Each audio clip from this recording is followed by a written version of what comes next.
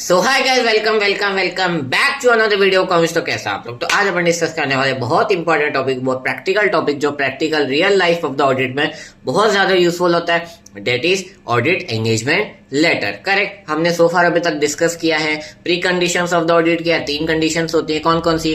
कि management use acceptable FRF, prepare your financial statement as per acceptable FRF. And third हमने discuss किया था कि management and the auditor have the common understanding on premise of which audit is conducted. Then how to determine कि present है कि नहीं है। तो पहले तो ये देखो एफआरएफ एक्सेप्टेबल है भी क्या नहीं। अपन बात करें कि मैनेजमेंट ने एक्सेप्टेबल एफआरएफ यूज किया होना चाहिए, पर अगर एक्सेप्टेबल ही ना हो तो उस कंडीशन में आपको चेक करना है। देन अगेन वही प्रिपरेशन ऑफ फाइनेंशियल स्टेटमेंट होना चाहिए अगर एक्सेप्टेबल एफआरएफ है तो। देन जो मैनेजमेंट है वो ऑडिटर को सारे इन्फॉर्मेशन प्रोवाइड करे जो ऑडिटर को लगता है उसके ऑडिट के लिए जरूरी है। कोई भी इन्फॉर्मेशन वो हाइड नहीं करना चाहिए। कोई भी पर्सन से अगर इन्फॉर्मेशन चाहिए ऑडिटर को तो उसके पास उसका एक्सेस होना चाहिए। तो ये कुछ अभी हमने डिस्कस किया है। आज अपन डिस्कस करने वाले ऑडिट एंगेजमेंट लेटर के बारे में। एक अनाउंसमेंट भी है छोटी सी, वो अपन करेंगे। तो let's start without wasting time. देखो बेटा, ऑडिट एंगेजमेंट लेटर क्या होता है? सो ऑडिट एंगेजमेंट लेटर जो एक टर्म्स एंड कंडीशंस होती है। देखो बेटा, ऑडिट मैंडेटरी भी होता है एंड समटाइम्स वॉलेंटरी भी होता है। अगर मैंडेटरी है तो under the law he decided होता है कि क्या क्या टर्म्स एंड कंडीशन आने वाली है।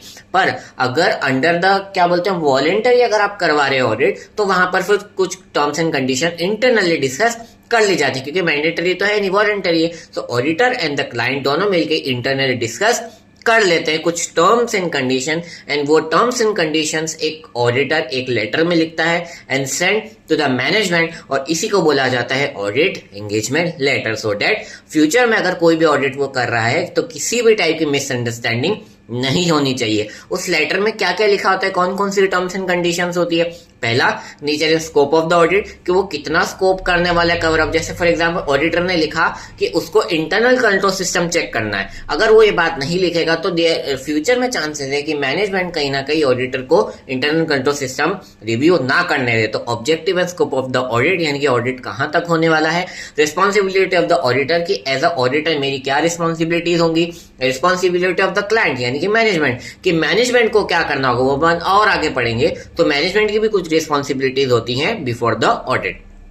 Correct. And fourth one is applicable FRF use क्या होना चाहिए। वही हमने पहले भी डिस्कस किया है कि कौन सा हमने एफआरएफ आपने यूज किया। And last one is expected form and content of the audit report, की form and content audit report का कैसा होना चाहिए। और देयर इज में भी चांसेस फ्यूचर में कि वो कंटेंट से थोड़ा बहुत डिफरेंशिएशन हो जाए। तो ये सारी चीजें ऑडिटर लिख के भेजता है टू द क्लाइंट। तो तब तक के लिए Tata, good best, be happy.